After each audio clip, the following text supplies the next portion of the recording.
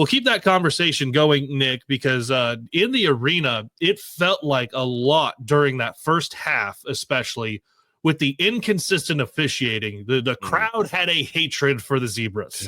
Right out of the gate, too. There was a call on Juwan Gary, like, what? Huh? Yeah, so for me, and I know that's you kind of just have to deal with it on whether something's a bad call or there's inconsistent calls. And to me, inconsistent calls are worse than bad calls because at least with bad calls, you go, okay, that's what we're dealing with. With inconsistent calls, you don't know how physical you can be anywhere. It seemed like there were touch fouls, ticky-tack things inside, but you were allowed to manhandle somebody on the outside. And then it would be a ticky-tack foul out there. It's like it's so tough for the players to know how physical they can be. Right. Not just game to game, but almost it was possession to possession last night. But Nebraska stuck through it. The crowd stuck through it. There was a lot of juice in that second half. You have an 8-0 run to tie it up, and then you have an 11-0 run to take the lead for good and never look back and get to the line. Alpha Bryce, all the free throws down the stretch. The crowd was juiced. The players looked juiced. 4-game winning streak, and suddenly everything feels good. Most of the metrics are saying right now, let's see, like Bart Torvik says 87.4% that Nebraska men's basketball is in the tournament right now. And all of the this is where I go back to pre-6-game losing streak. Those non-conference wins, the Creighton one, and that one is aging extremely well, obviously. Good job, Creighton. Yeah, thank you, Creighton, for keeping that going. There's a lot about what they were able to establish themselves early in the season that maybe it did give you a little bit of cushion that if you were to face some type of a skid, which Nebraska probably a little bit longer than they had anticipated or would have liked to have seen.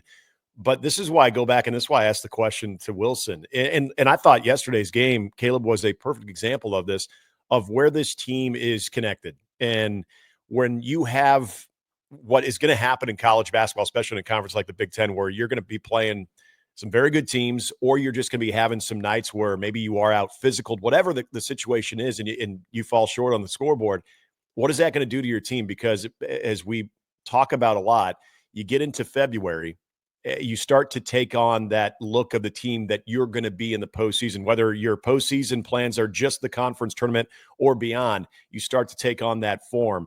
And I think that's a good thing for Nebraska, because what they were up against yesterday, I'm with you. I thought the officiating was extremely inconsistent, but this is where I go back to the leadership of Fred Hoiberg. He's a guy that if he needs to have a conversation or two with the officials, he'll do so, but he'll do so in a Fred manner. That you've got so many veterans, guys that have experienced different levels of college basketball and in different conferences, that there's really nothing that is going to overwhelm them or shock them.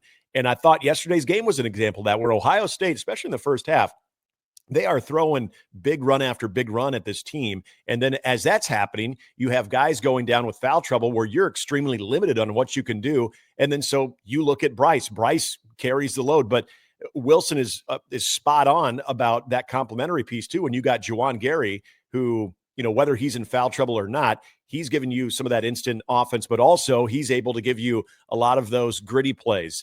Andrew Morgan was huge in that moment as well, where this is where I go back to the culture of this team, not just their overall ability to score buckets, to make defensive stops, but in the moments to maintain that even-keeled approach to where their emotions don't run too hot and all of a sudden that just defines them. Because if that was the case, what Ohio State was doing on top of some of the calls that maybe weren't necessarily going Nebraska's way, that thing could have been extremely ugly at halftime. Nebraska was down, yes, but kind of how I felt at the halftime of the Washington game of Washington ain't going to come out and shoot that good in the second half. Can Nebraska take advantage? They did, just like in this game. Nebraska could have been down by a lot more than they were at halftime with the foul situation. Thank you, Bryce. But they're still within reach. And now then we saw what happened in the second half. There's a toughness with this team that I think was called out a little bit by Fred earlier. And I think there is a connection with this team, a very connected group that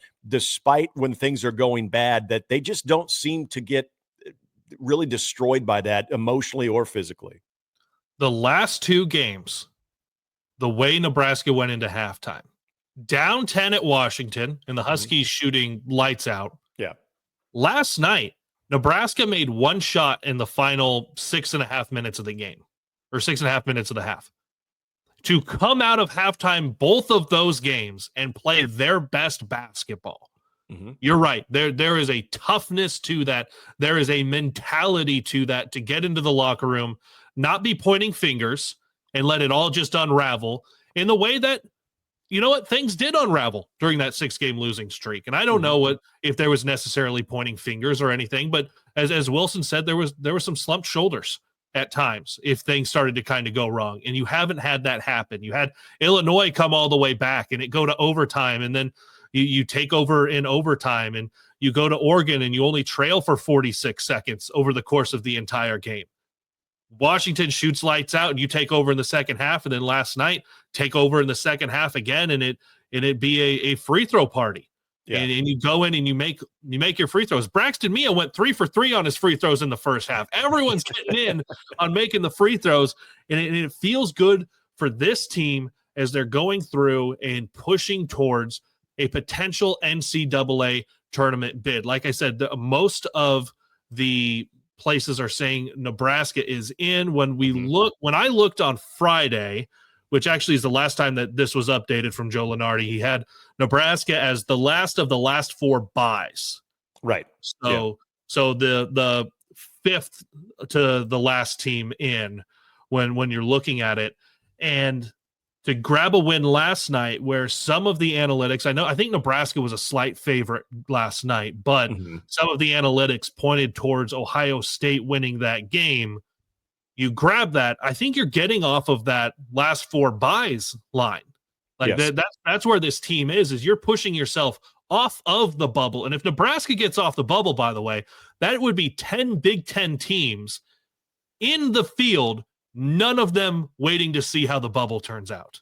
Right. And isn't that a great place if Nebraska, I was looking at Bubble Watch, Neil Payne from ESPN.com, and you're right, because I think it was when we first spoke last Monday, they were the very last team in. Yeah. And now they are the last of the 4 buys. So they're obviously heading in the right direction there.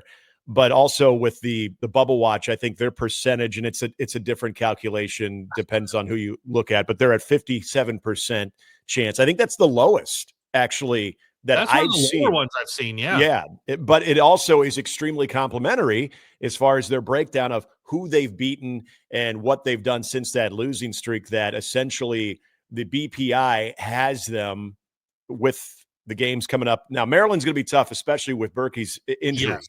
That one concerns me, but going to Northwestern, having Penn State, those are very winnable games. Now, we've talked about this. The good is you're favored in those matchups. You match up well, even maybe without Berkey in there, but you don't gain a lot. So you have a lot more to lose there. But BPI favors Nebraska in those games. So then you're starting to have that number get closer to what you and I both agree is 19. It's probably a good spot to be. So I think even with that 57% chance of making it in, which is lower than most, there's still a lot of optimism in that breakdown that number will go up. And you're right. You brought this up to Wilson 2 weeks ago, Caleb. 2 weeks ago, they were on the bubble of they were on the wrong side of the bubble of making their own conference tournament.